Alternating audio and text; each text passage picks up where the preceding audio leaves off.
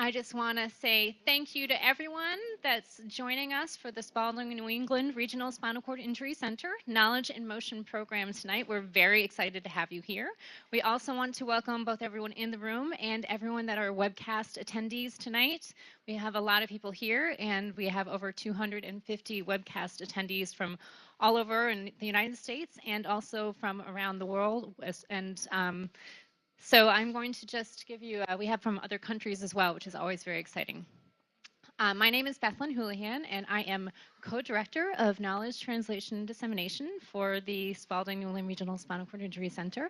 And I would also like to mention somewhere in the room is our principal investigator, Ross Zafont. He's back there, but he has some things he's been taking care of. So he's here, but he'll be in the back for the night. I just wanted to give you a sense of tonight's program and introduce our speaker, Jen, to you. So Jen Coker is going to be speaking, as you can see, on complementary and integrative healthcare for people with spinal cord injury. And the acronym for that is CIH, so you're all in the know now. Jen Coker, MPH, has been a research associate at Craig Hospital since April 2012. She works primarily with the SCI model systems, which we are an SCI model system as well. She is principal investigator for the current model systems project. It's a module that's called Utilization of Complementary and Integrative Healthcare to Treat Pain in Persons with Spinal Cord Injury. And she also has a Craig H. Nielsen Foundation project called A Bridge from Rehabilitation to Real World, Reinventing Yourself After SCI. Ms. Coker has worked in the field of traumatic SCI since 1997. She obtained a Master of Public Health from the Rollins School of Public Health at Emory University in 2001. And there she also won the James W. Alley Award for Outstanding Service to Disadvantaged Populations. Ms. Coker is currently a PhD student in the Clinical Sciences program at the University of Colorado Anschutz, I said it wrong. I tried. Medical campus. She has presented research at prominent national conferences, and she has won several awards for her presentations and publications. So Craig Hospital is in Denver, Colorado, and it's a world-renowned rehab hospital. It specializes in neural rehabilitation and the research of people with SCI and TBI. So we are very excited that she took the time to come here and be with us tonight. She'll be an excellent person for you to talk to. So please, if you have questions, make sure you make note of them so you don't forget them. And we can, if she's willing along the way, take questions as well. That's fine. So we can do that, but we'll just have to make sure that we get the microphone too if you do have something that you really need to ask in that moment. So thank you very much, Jen. We're very excited to have you. Hey, everybody. Thank you so much for inviting me to speak here tonight.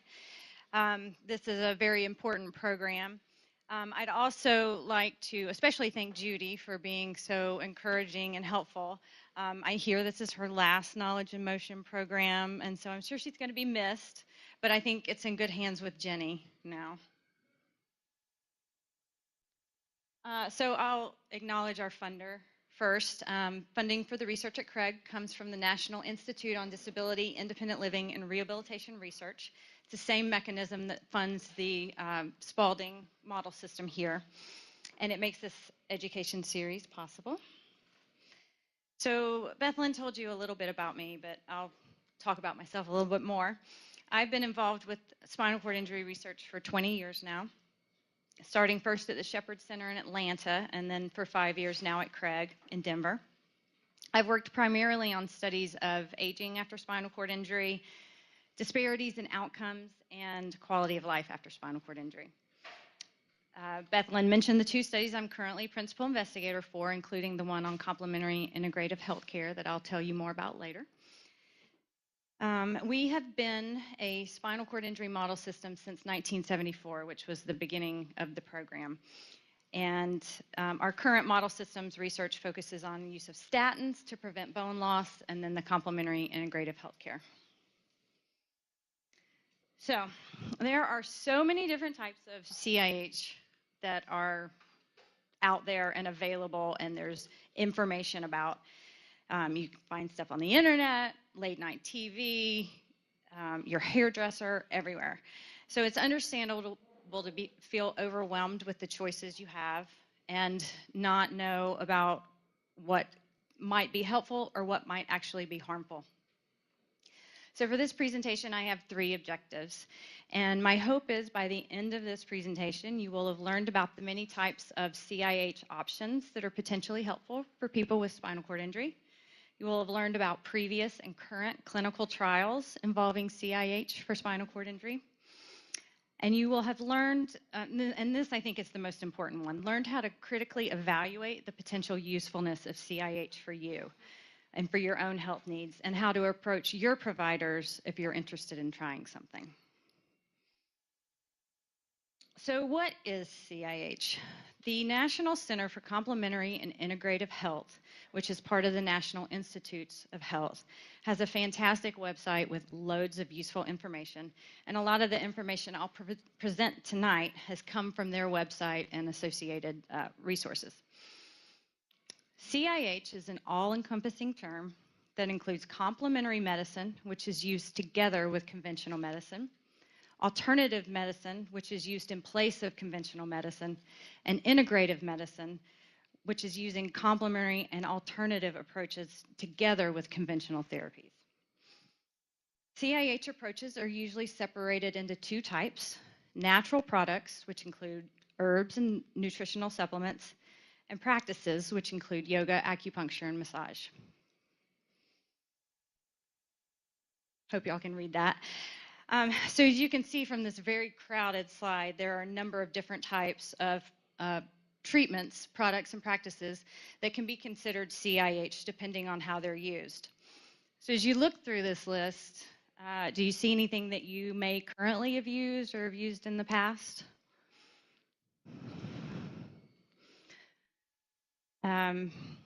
Does anything on the list surprise you? A lot of people don't think of vitamins or multivitamins as being complementary integrative healthcare, but when it's used in addition to conventional medicine, it is. But this list is by no means comprehensive. There are even more out there, and some of these I've never even heard of, but they're out there. So every 5 years, the CDC conducts the National Health Interview Survey, which is a survey of approximately 40,000 U.S. households. In 2002, 2007, and 2012, the National Health Interview Survey included questions developed by the NCCIH on complementary integrative healthcare use in adults in the U.S. Generally, the use of CIH has increased since 2002. And in 2012, these were the 10 most common complementary health approaches. So as you can see, the most popular one is natural products. That includes non-vitamin, non-mineral supplements, such as herbs, followed by deep breathing, yoga, Tai Chi, and I don't know how to say that other one, Qigong, I think it is. Chiropractic or osteopathic manipulation. I do want to note here that although they are similar, they are provided by 2 different types of providers who have different training, licensing, certifications. And that'll become important when we talk about insurance coverage later. People use meditation, massage, special diets, homeopathy, progressive relaxation, and guided imagery. So I'll present some of the key findings of the 2012 National Health Interview Survey. 33.2% of U.S. adults use complementary health approaches. This works out to about 52 million Americans. And again, the most commonly used complementary approach was natural products. Fish oil supplements, I like that little fish guy there, are being studied to see if they help relieve symptoms of depression, arthritis, and dry eye syndrome, with the #1 natural product used, with 7.8% using it in 2012. Nearly 8 million more adults used fish oil in 2012 than in 2002. Use of probiotics or prebiotics, which help with a healthy gut, was 4 times higher in 2012 than in 2007. Melatonin use, which can help with sleep disorders and may ease mild cognitive impairment for people with Alzheimer's and ALS, more than doubled in 2012.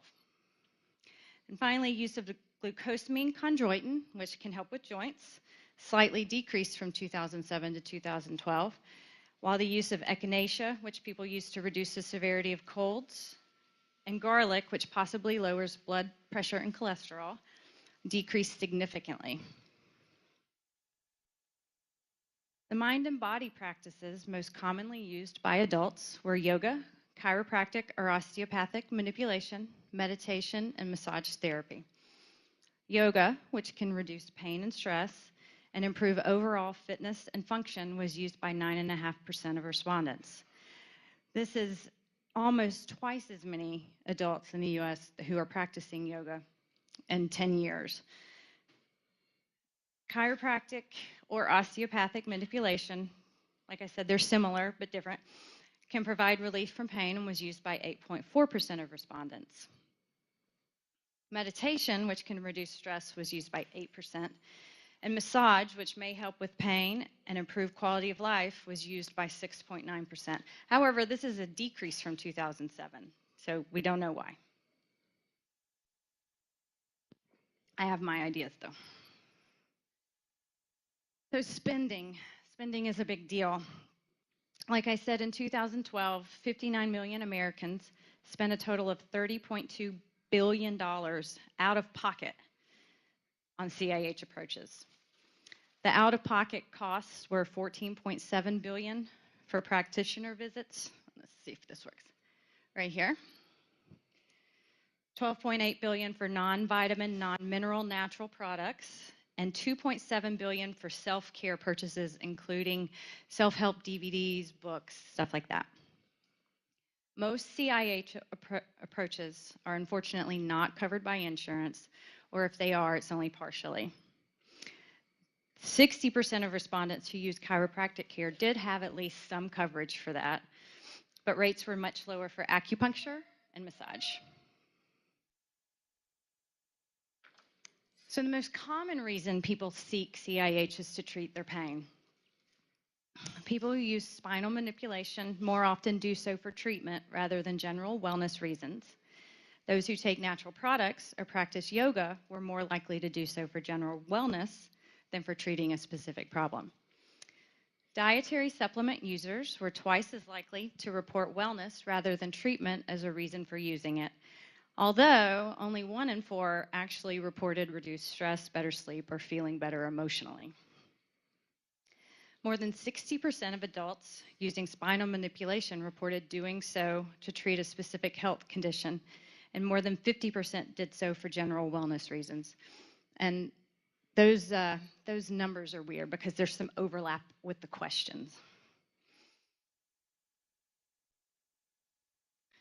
So like I said, yoga had the biggest bump in use. It doubled in the last 10 years. More than 85% of adults who used yoga perceived reduced stress as a result of practicing. 2/3 of yoga users reported that as a result of practicing, they were actually motivated to exercise more, and 4 in 10 reported they were motivated to eat better. And yoga users were more likely to say they felt better emotionally than users of dietary supplements or spinal manipulation.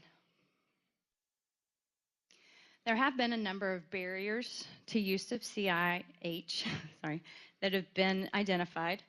The extent of insurance coverage and prohibitive cost is the primary barrier, but other commonly reported barriers include lack of physician support, which makes it hard to talk to your doctor if you want to try something, skepticism of efficacy and safety, lack of knowledge about types of therapies available, lack of access to providers, lack of a reason to use it, and a desire for a magic bullet cure. One other interesting barrier that's been identified is that the stereotype of the typical CIH user is white, affluent, well-educated, middle class, and female. In other words, not like me, except it's kind of just like me.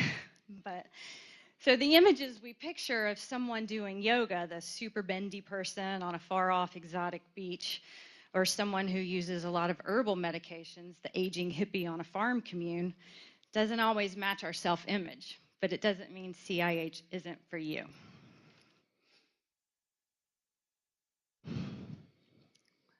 The amount of research done on individual therapies varies widely, and results have been mixed. Some trials have shown promising results that then can't be replicated. Other trials have shown that the CIH being studied leads to improvements during the study, but once the person no longer has access to the CIH, those benefits go away. What good does it do if the CIH isn't available? If it's helpful, it's not available, what good is it? A search of the PubMed database on studies with the keywords complementary medicine or alternative medicine or integrative medicine yielded results from over 200,000 publications, and greater than 1,500 in just the last year.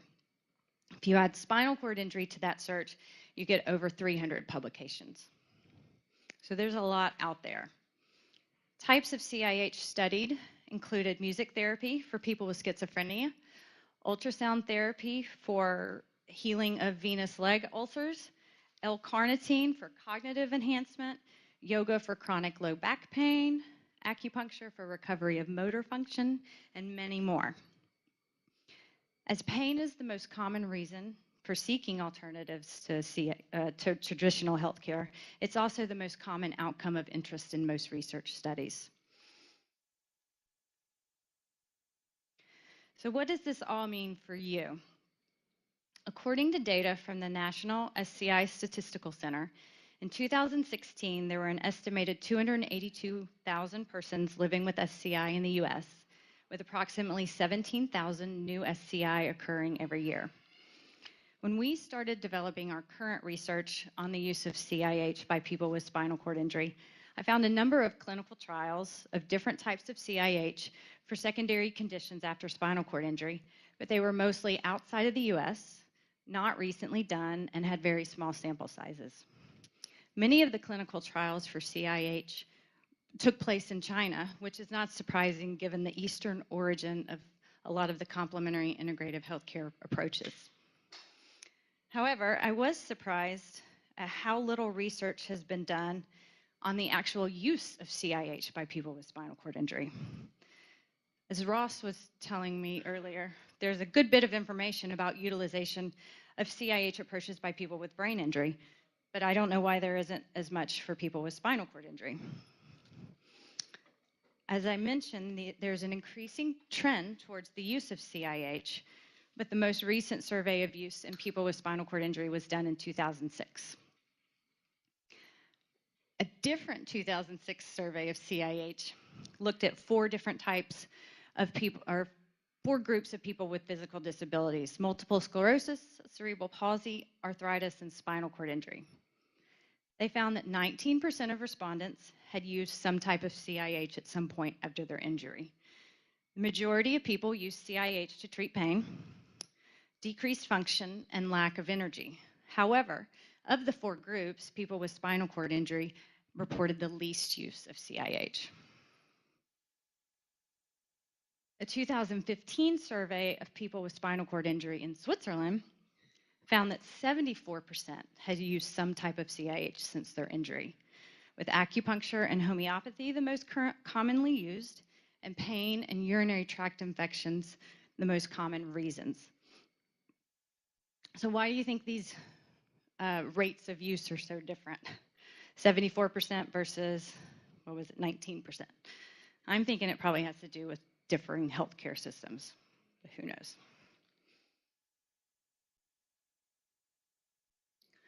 So just like the general US population, pain is the most common reason people with spinal cord injury seek CIH. Pain is one of the most common secondary conditions after spinal cord injury, with prevalence of pain in people with spinal cord injury ranging from 11% to 94%. This range is differing ways of measuring pain. Pain has been rated as the most important health concern, a major problem, and one of top 5 health concerns for people with spinal cord injury.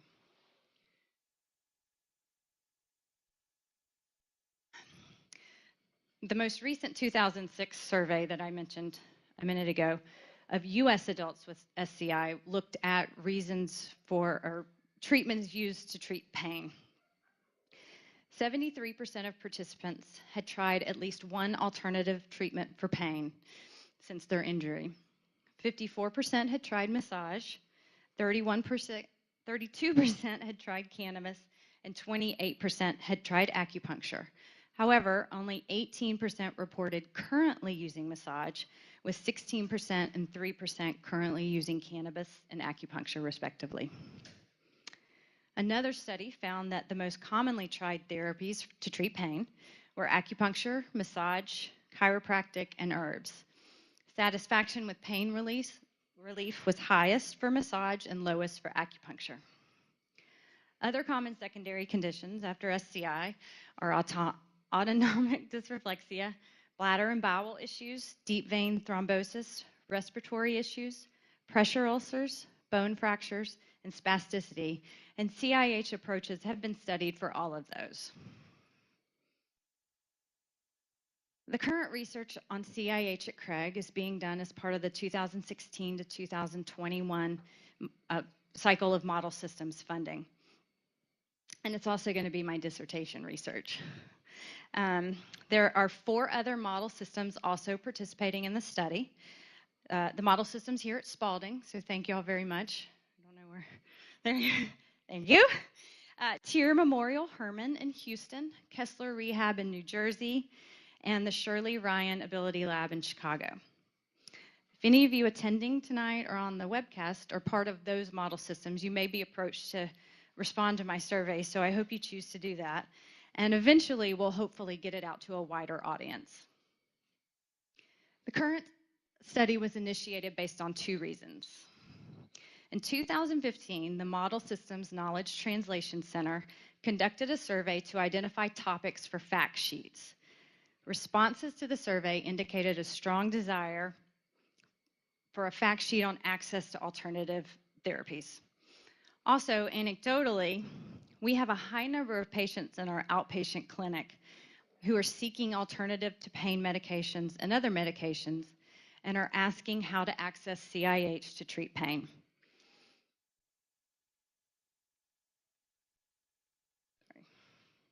A high proportion of patient-directed self-treatment using alternatives to pain medications speaks to a significant area of need, and we need more understanding to be able to provide those answers.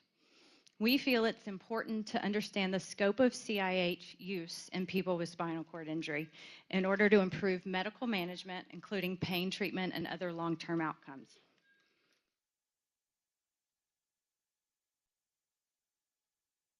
Our study, which will include over 400 participants, which is 4 times as big as the most recent study, will help gain a current and comprehensive understanding of the needs in this area for people with spinal cord injury.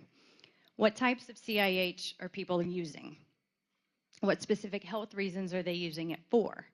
And are the treatments actually helpful? If you haven't tried CIH, why not? Is it a lack of access? Lack of trust? Are doctors not prescribing or suggesting other options? Or is CIH viewed as some new age, hippy-dippy, weird medicine that doesn't work for people with spinal cord injury? The goal of the project, again, is to provide comprehensive information.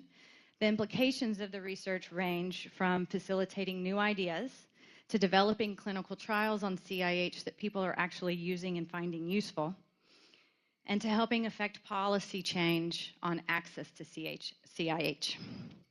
The ultimate goal is to expand our knowledge in this newly evolving field to contribute to further improving health and quality of life for people with spinal cord injury. So, we're in the process of updating our knowledge of what CIH approaches people with spinal cord injury are actually using or not. But I know you're all interested in what has been and is currently being studied.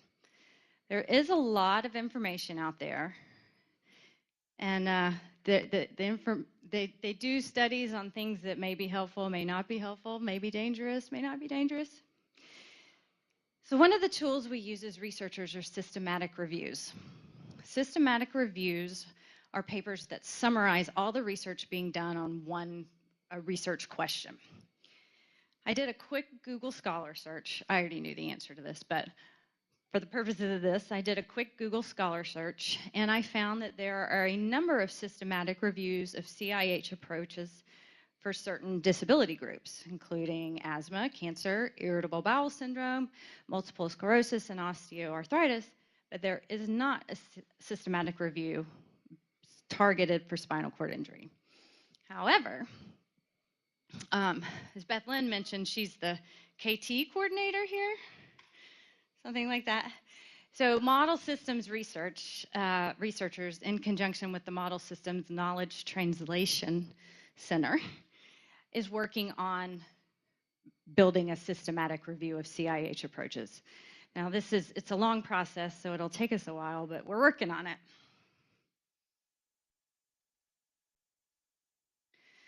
And I do want to add a disclaimer. All of this information I'm going to tell you is what's out there. Just because it's been studied, just because there have been positive results, does not necessarily mean it works. As I said earlier, results are mixed, and more long-term research is needed for all of these. And later on, I'll give you some tips for critically evaluating any research you find or websites you find that have information. So a number of natural products have been studied in people with spinal cord injury. A study in China of newly injured persons who took the herbal medicine DHYZ, in addition to their rehabilitation therapy, had more improvements in sensory and motor function than those who did not take DHYZ while undergoing rehab. Ginkgo biloba and Chinese skullcap are two herbs which may have neuroprotective effects. A number of nutritional approaches have been studied in regards to bladder health. Obviously, cranberry juice and cranberry pills have been studied for a while. They've been found to be helpful in preventing UTIs.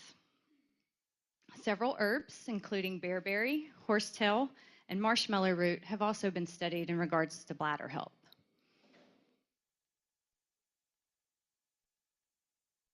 Several vitamins and minerals may have useful applications for people with spinal cord injury. Vitamin D and calcium are recommended to prevent bone loss. Everybody drink your milk. And vitamin E can also be neuroprotective. Many practices have also been studied. There is extensive literature available on the benefits of acupuncture. It can help with functional recovery, bladder dysfunction, and pain relief. Electroacupuncture, which is acupuncture with electric pulses attached to the needles, has also been shown to improve both bowel and bladder function. Biofeedback can be helpful with promoting functional recovery. Electromagnetic therapies have been found to improve sensory and motor recovery, accelerate the healing of pressure ulcers, improve respiration and airway clearance, help with bowel and bladder function, and has potential for helping to prevent deep venous thrombosis. Functional electrical stimulation assisted exercises, such as the FES rowing that we have here, have been shown to be a valuable tool in assisting with functional recovery, with potential benefits such as improved venous return from lower limbs, prevention of bone loss, fewer urinary tract infections, muscle mass retention, and cardiovascular health, as well as the psychological benefits that occur when you have improved health and greater independence. Massage has been studied a lot. It's been shown to improve bowel function, reduce pain, depression, and anxiety, and increase flexibility and range of motion. Healing touch is a special kind of massage therapy, and it can accelerate wound healing and reduce pain, of course. Chiropractic treatments and manual therapy have also shown similar reductions in pain. Relaxation therapy techniques can be helpful for reducing emotional distress and improving ability to cope during inpatient rehab. And finally, sitting Tai Chi has been shown to improve sitting balance. Like the majority of CIH research in the general population, most of the research that has been done on CIH for people with spinal cord injury has focused on alternatives to opioids for the treatment of pain. CIH that has been found to be effective in treating chronic pain includes acupuncture, biofeedback, chiropractic manipulation, herbs, minerals, and vitamin supplements, specifically fish oil, glucosamine chondroitin, and vitamin D, hypnosis, massage, and healing touch, relaxation training, transcutaneous electrical nerve stimulation, and yoga and Tai Chi. Again, there have been mixed results for all of these approaches. So, if you think back to that list I showed you earlier on in the presentation with all the different types, you probably noticed that the first one on the products list was cannabis. And I promise that was just because it's alphabetical order. So with the number of states legalizing medical and/or recreational use of marijuana, I think we're up to 20 states now that have some sort of regulation, including Colorado and Massachusetts. I know many of you are probably interested in research that's been done in this area. I will first note that at Craig Hospital, we do not condone, support, recommend, or prescribe marijuana for use in our SCI and TBI patients. That said, cannabis has been used for medicinal purposes for a very long time, with the first noted medicinal use in China in 2737 BC. However, it's still listed as a Schedule I substance under the Controlled Substances Act, so it remains illegal at the federal level, which limits research that we can do on cannabis. In January of 2017, the National Academies of Sciences, Engineering, and Medicine published a 468-page report titled The Health Effects of Cannabis and Cannabinoids, the Current State of Evidence and Recommendations for Research. This report summarizes the health effects of marijuana and products derived from it, and the current evidence on therapeutic and harmful effects.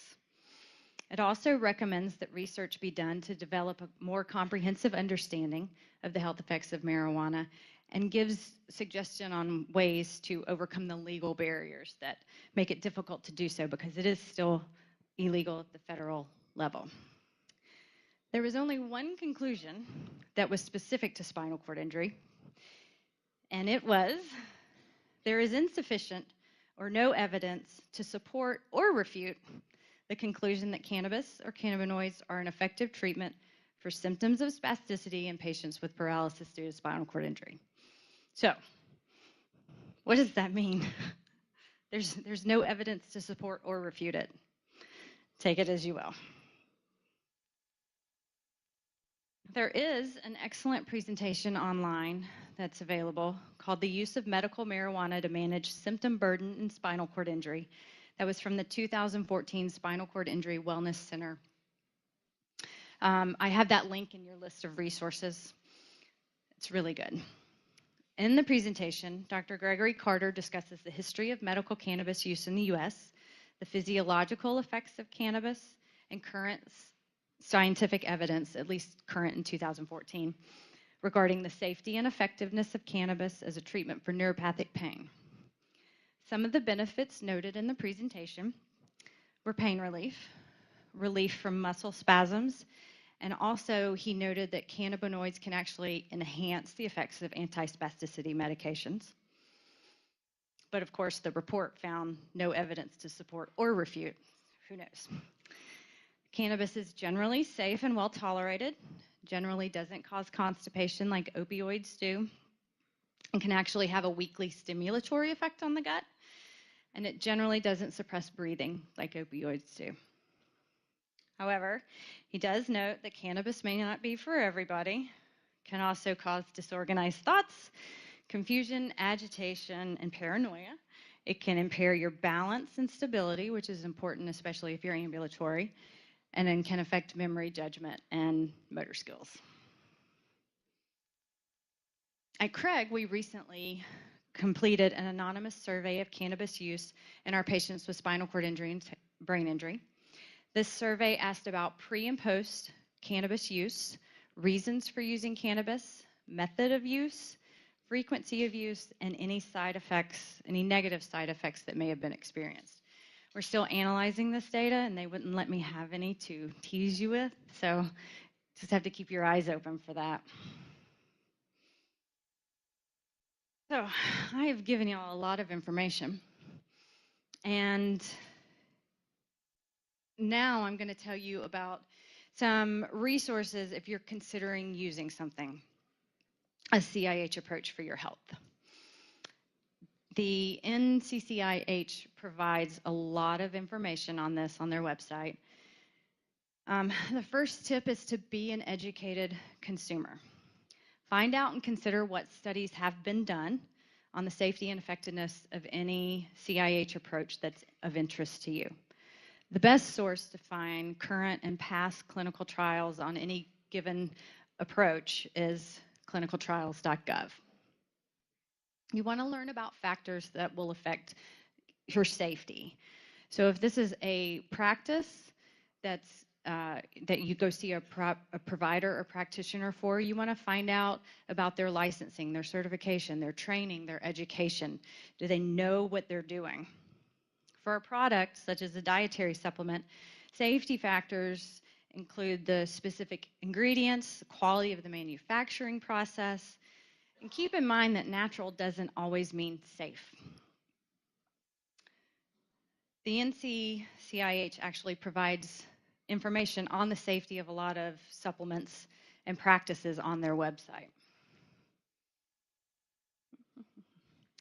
Be aware that individuals respond differently to health products and practices, whether conventional or complementary. How you might respond to one depends on many things, including your current state of health, how you use it, and what you believe about it. Discuss the information and your interests with your healthcare providers before making any decisions. And especially before using any dietary supplement, make sure that there won't be any side effects or drug interactions with medications you're currently taking.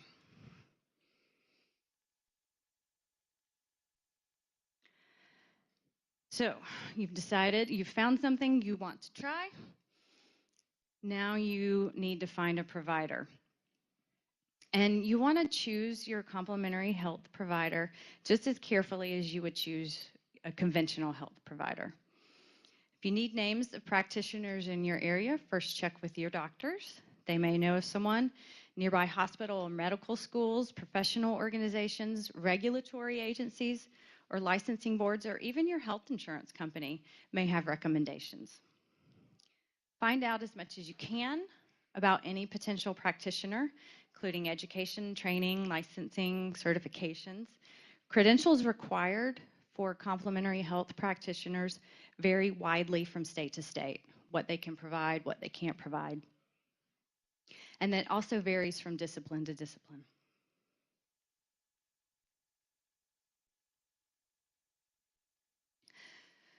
Find out whether the practitioner is willing to work together with your conventional health providers to coordinate care. It's important for all of the professionals involved in your health to communicate and cooperate. Explain all of your conditions to the practitioner and find out about their training and experience in working with people with spinal cord injury specifically. Choose a practitioner who understands how to work with your specific health needs, even if general well-being is your goal. And remember that health conditions that you have can affect the safety of some practices. For instance, if you have glaucoma, there are certain yoga positions that are not recommended. The big one is don't assume your health insurance will cover practitioner services. Contact them and ask. Insurance plans differ greatly in what complementary services, health approaches they cover, and even if they cover a particular approach, there may be restrictions. For instance, I was talking to you about the difference between chiropractic and osteopathic manipulation. Similar procedures, my insurance will not cover chiropractic, but it will cover osteopathic manipulation. So it's things like that that you need to find out. And finally, tell all your healthcare providers what you're doing. Make sure your conventional doctor knows you're trying a complementary approach so that you can stay safe. So another awesome resource, and I've known about the Chanda Plan Foundation for a long time. I don't know if it's made its way out here or not. But the mission of the Chanda Plan Foundation is to provide access to alternative treatments via location-based and provider-based facilities in Colorado and across the nation, with the goal of lowering healthcare costs and improving health outcomes for people with physical disabilities who rely on Medicaid. So what they've done, and I knew about this part, but I didn't know about the nationwide part. So in Colorado, they've created a project called the SCI waiver. So for 8 years, started in 2012, it'll go to 2020, Colorado Medicaid is covering acupuncture, massage, and chiropractic care for people who qualify. And we are evaluating the data. And if the project is successful, like we think it will be, in improving health outcomes and lowering costs, we'll hopefully take it nationwide. The top priority for the Chanda Plan Foundation is to be able to provide funding for integrative health services to people with physical disabilities. We provide acupuncture, massage, yoga, chiropractic care, and behavioral health services locally. However, and this was new to me, funding is offered nationwide for adaptive exercise, acupuncture, massage, chiropractic care, and adaptive yoga through their extensive network of providers. There are eligibility requirements and there is an application process, but it's a fantastic resource. And the link for eligibility information and the applications is in your handouts. Okay, so how to evaluate online resources. There's a lot of information out there on the web. Not all of it is very good. There are 5 questions you can ask yourself when you find a website that talks about something that sounds promising to you. Who runs the website? Can you trust them? Any reliable health-related website should make it easy for you to know who's responsible for the content. You can also learn about who runs a website by looking at the letters in the extension. For instance, .gov means it's a government website. You can generally trust those. EDU indicates, generally, EDU indicates it's an educational organization. Generally, educational institutions have reliable information. However, if it's someone's personal page through that institution, may not necessarily have reliable information. .org are non-commercial, nonprofit information organizations, and .com are commercial organizations. So just because there's a .org in the address doesn't mean it's reliable and they're not trying to sell you something. Sometimes they have phony websites set up to mislead consumers, and they talk about, you know, this is great, and oh, you have to buy it. So just do your research. So what does the site say? Do the claims seem too good to be true? There is no magic pill out there that's going to cure everything for 6 monthly payments of $29.99. It just doesn't exist. The purpose of the site is related to who is paying for it. There should be a clear statement of purpose somewhere on the website, usually in an About Us section. To be sure you're getting reliable information, you should confirm any information that you find on sites that are selling something by checking sites that are not trying to sell a product.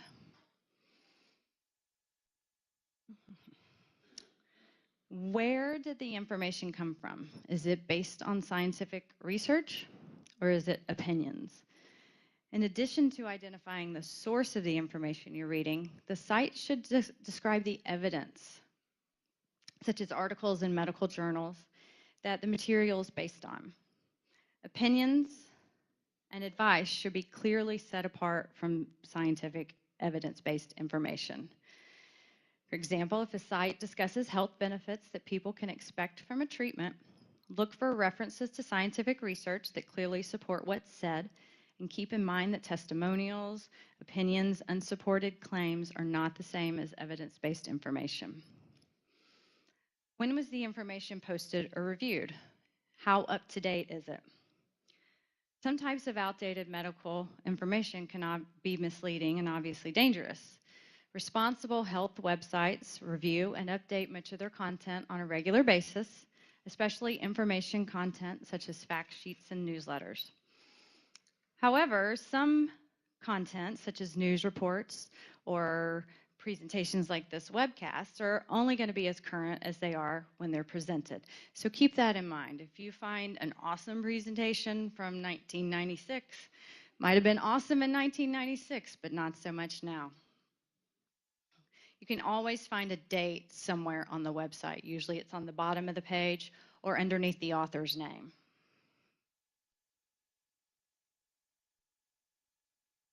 And finally, why does the site exist? Are they trying to sell you something? Again, likely if they're trying to sell you something, then the site is run by the people that are trying to make money.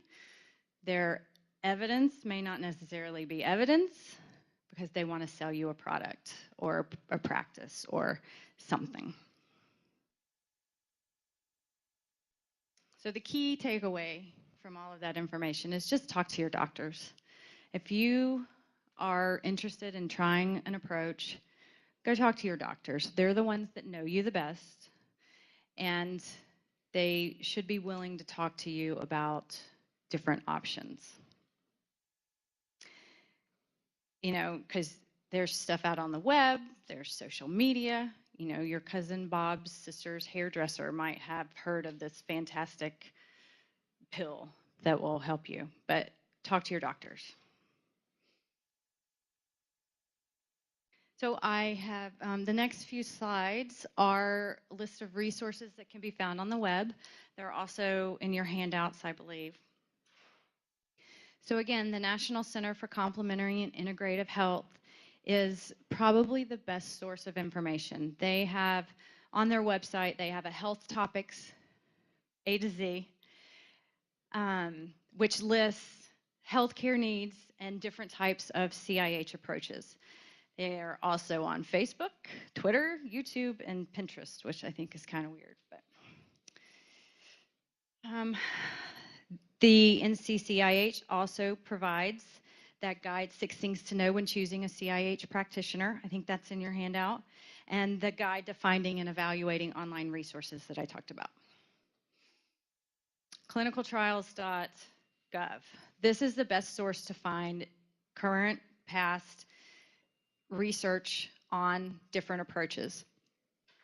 As you can see, they have an excellent, easy-to-use search menu. You put in your condition, so spinal cord injury or spinal cord injuries, and then in the other terms, put in the CIH approach that you're interested in. I chose biofeedback for this, and as you can see, it found 6 studies.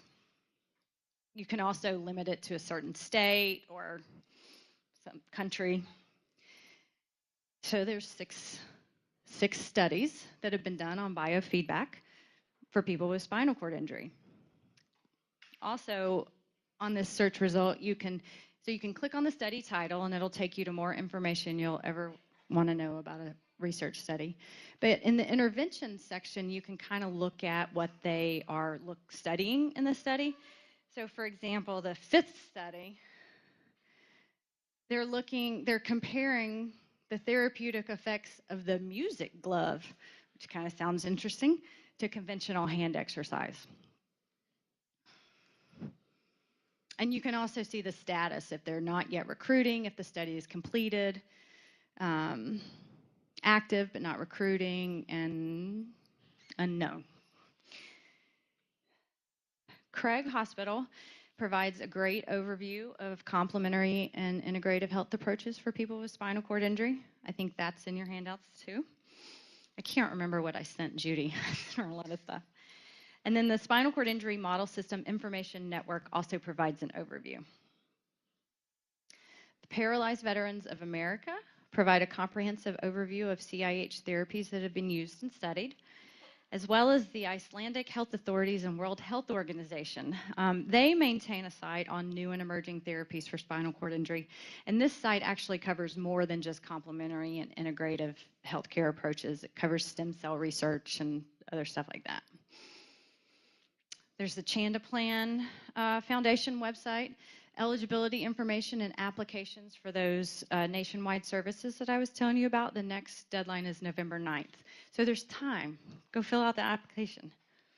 I think it's a $10,000 lifetime cap on services that they will fund. So if you have time and want to read a 468-page, very boring report, the Health Effects of Cannabis and Cannabinoids is available for free online. And the presentation that I was telling you about, the use of medical marijuana to manage symptom burden, is also available free online. It's about an hour-long presentation, but it's really interesting. And now finally, I'll leave you with a couple of fun things. The Christopher and Dana Reeve Foundation has a series of adaptive yoga videos that are available for free on YouTube. And Disabled Sports USA provides some basic adaptive Tai Chi movements.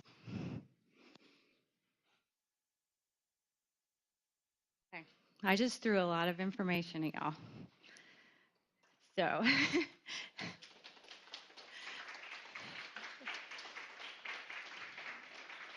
hit me with questions. I'll try my best to answer them, but remember, your provider, your normal doctors are the best ones to ask. So, wait for a microphone. Coming. One of the things that I've been trying to keep up with a little bit of the research, and I saw a study recently where they actually tried to do a controlled study on cranberry and found that it was very didn't seem to make any difference, and it wasn't spinal cord, but it was like a double-blind study on nursing home patients where they said they were living into the same conditions and they're eating the same diet, and some of them got and they had an objective set of standards for what constituted a UTI, and they basically found the same incidence rate in people who were getting cranberry supplements and people who were getting a placebo. So that one seemed to me to say maybe save the money on, spend it on something else rather than cranberry. Well, that's where the mixed results from research studies come in. There have been studies that have found that cranberry juice, pills, they've tested different types of taking it. There have been studies that have found it is helpful. There have been studies that found it's not helpful. They can't, and I think part of that is due to the differing ways that you can take, do you drink the juice, do you take the pills, all of the above. And also, one of the things we were talking about earlier is different formulations. You know, how much cranberry, whatever the magic is in cranberries, how much are you actually getting if you buy this bottle of supplements versus drinking cranberry juice? Yeah. Well, I know that what they were saying, at least, and again, take the research for what it's worth, is that then they did their survey of existing research. What they had found was that the studies that claimed to have benefits were not always as well controlled in terms of, you know, placebo versus real effect or whatever, and a lot of it was self-reporting. So they were, this was like the first one I saw that was actually doing something that looked like a scientific method. Exactly. There's always that risk with clinical trials. Other questions? There. Thank you. I just wanted to put out, every morning I have cranberries. I buy them in season and freeze them all year. And every morning in my nuts and seeds, I have fresh cranberries. That's the way to go. Fresh cranberries, everybody. Skip the pills, skip the juice. We have a question back here. Hi, Jennifer. I don't have a question, I have a comment. I'm an alumnus of Craig Hospital, And you've probably gotten to know the language being at Craig for 4 years, so anybody who's successfully completed rehab there are called alumni. I was there in December 1974 to March 1975. So Craig Hospital has followed me along all of these 42 years, and the benefits have been enormous. As you know, and as people here may know, and I'd like to tell them if they don't, that Craig Hospital is a world-renowned spinal cord rehab, the leading researcher in the spinal cord injury in the United States. And not only do they do intensive physical therapy and occupational therapy, but the emphasis is on intensive education. So when I was a teenager in high school injured, I didn't want to hear about SP tubes and leg bags and so on and so forth and how to prevent pressure sores. But I must tell you that 42 years post-injury, I only had one pressure sore, and I've been pressure sore free since then because I'm on the proper C cushion. But they have followed me along all these many years. And Dr. Robert Mentor, I don't know, you may have heard of him, I don't know if you ever met him. He retired in 2006, he was my doctor. He was only 4 years into his career when I met him in 1974. And I just want to commend you for being the new generation of people at Craig Hospital who will be leading their wonderful mission to help people live. They've never promised a cure, like the Miami Project said. And I'm only saying that because Dr. Mentor and Dr. LaMercy had said that for many years where the Miami projects were being set up in the early 1980s, they were able to, of course, because they had a lot of people who knew Dick Bonicani, bring in millions of dollars, which Craig wished they could have done, but they never promised a cure, Craig, and they still don't, but they teach you and educate you how to live with a life-altering injury or traumatic brain injury. I just have one funny anecdote to tell you. You have to remember the times. You probably weren't maybe born in 1974, 75, maybe you were small, but those baby boomers sitting here today, when you were talking about cannabis and marijuana, medical marijuana, I'm not surprised that Craig doesn't condone it or the use of it or prescribe it. But what I want to tell you is a funny anecdote. In 1975, 1 month after I was discharged, the Vietnam War ended with the fall of Saigon. So that just gives a perspective to everybody where we were in the 1970s. But at that time, the rehab techs, and we were allowed to do this, not myself, they would take the older fellows out, the ones in their 20s and 30s, and they would smoke marijuana outside. And that was condoned and that was allowed. But that was the era. And I know that's not true today. But I just thought you'd appreciate my story like that, and that Craig did his fantastic job. Even then, and they're still doing a fantastic job. They, as I said, have followed me along all these many years. So I commend you, and also thank you for traveling 2,700 miles from Denver and coming out here to Craig House. And Craig, by the way, is in Englewood, Yes. suburb of Denver. Yeah. I say Denver because nobody's ever heard of Englewood. Thank you very much. I've heard some really great stories about the good old days at Craig. I won't repeat them. Some of them I wish I'd never heard. We got a question over there, Jen. Hi, I was wondering if there's been any studies or anything with yoga on for people with quadriplegia, like limited arm motion. Does it help? Does it work? Can it be done? I don't know if there have been specific studies for arm movement, but there have been studies done that show it can help decrease lower back pain specifically, and it also helps with range of motion and flexibility.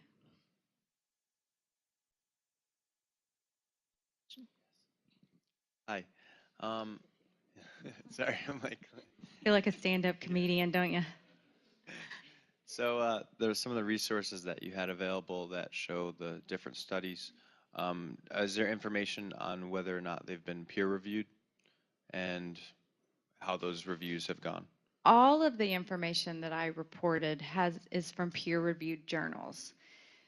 It still doesn't necessarily mean it's accurate. One of the problems with the clinical trials, and I may have mentioned this before, but a lot of times we're doing these studies, people are receiving whatever the service is, and they're receiving benefits of it while they're in the study. However, when the study's over and they no longer have access, those benefits fall off.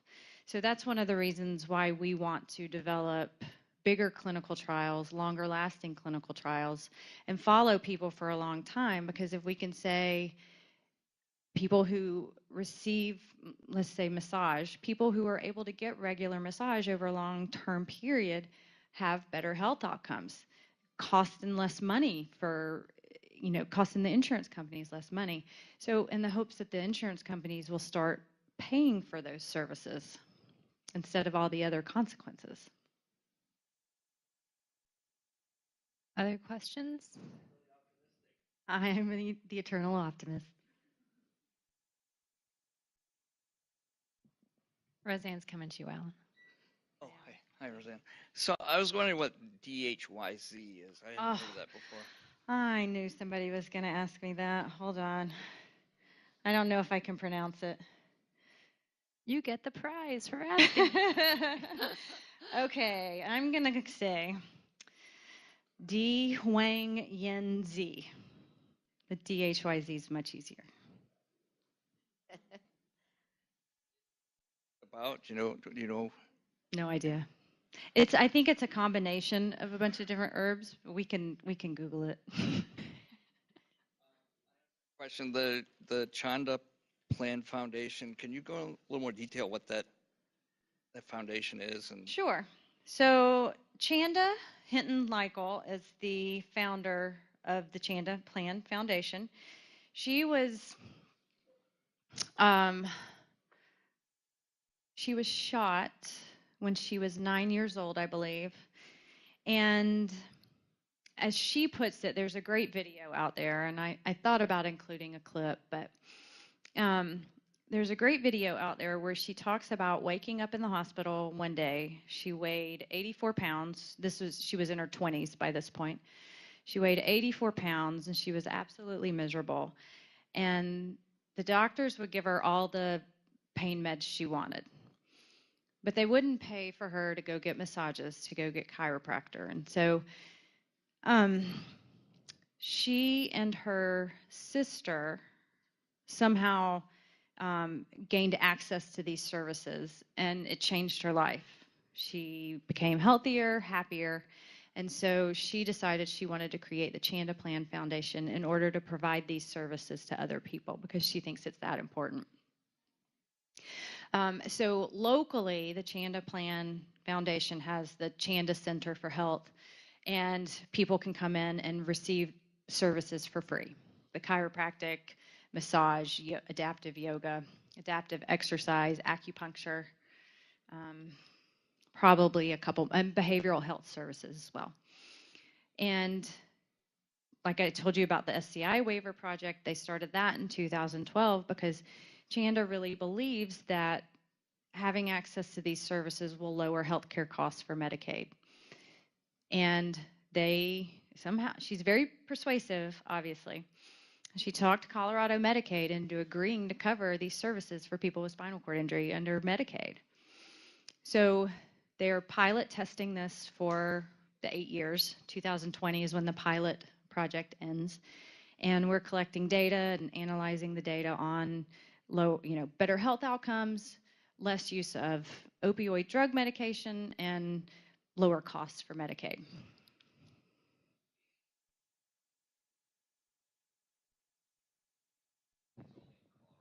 For this?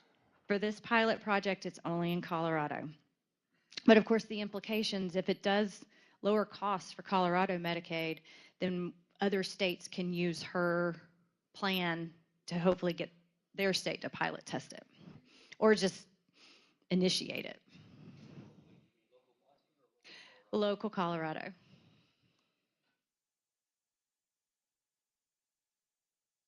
Other questions? Jen, I do have one question. I was thinking it's a lot of information, lots of different things to wade through as far as does it work, does it not work, what do I do? Is there anything that really rises to the top? Is there's pretty clear evidence that there is benefit from X? There has been a lot of research on acupuncture, which I know acupuncture can be very scary. It's needles, but it's not nearly as bad as you would think. But there is actually a systematic review of acupuncture studies for people with spinal cord injury that does exist. So the evidence is pretty good for the benefits of acupuncture.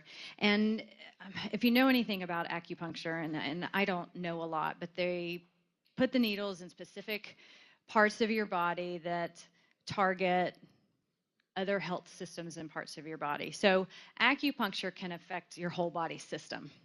So I think, there have been evidence of benefits for bowel and bladder health, for pain reduction. I think there was one study that it promoted functional recovery. People who received acupuncture during inpatient rehab recovered more function than people who didn't. And I can't remember the other ones, but acupuncture probably stands out in my mind the most. At least it's been studied the most.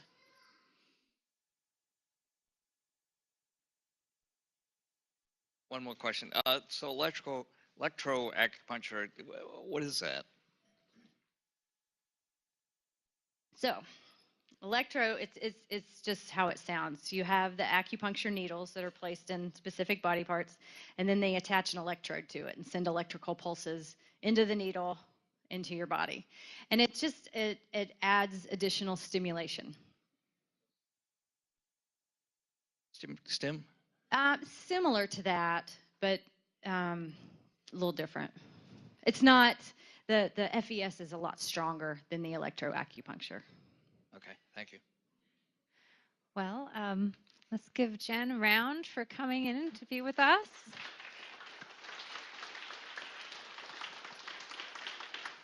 Thank y'all.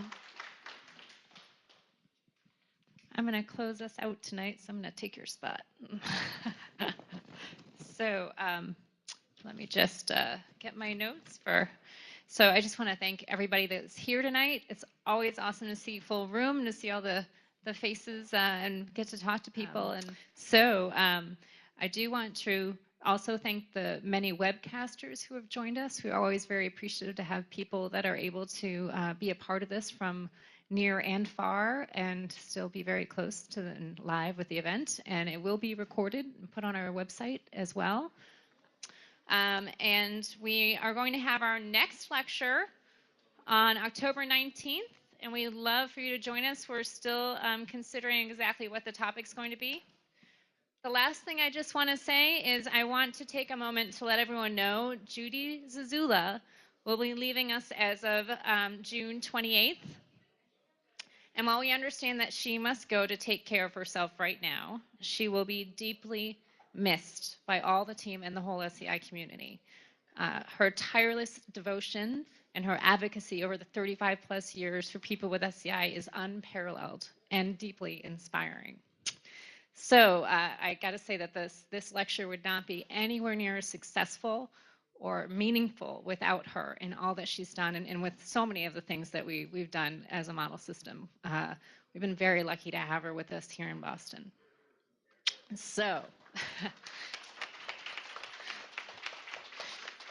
please join us in wishing her all the best. And we have in the back just a sign that it's just a little board that people could sign with a permanent marker if you'd like to give her your wishes, and there are people there that can also help with that if you would like them to help.